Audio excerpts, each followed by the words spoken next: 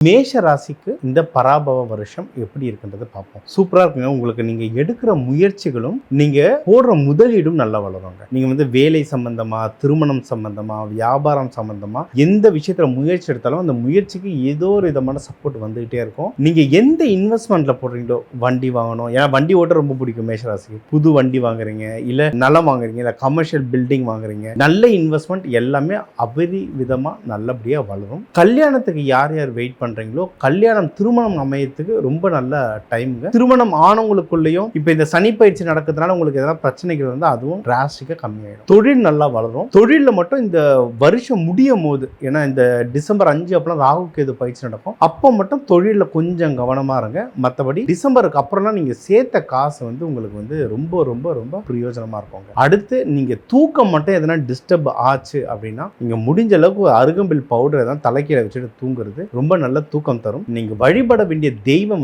முருகன். முருகா முருகான்னு சொல்லிக்கிட்டே இருங்க. அப்படி இல்லையா, அம்மன், ஓம் சக்தி ஓம் சக்தின்னு சொல்லிட்டே இருங்க. இந்த 2 கடவுள் இந்த வருஷம் உங்களை சூப்பரா உயர்த்தும்.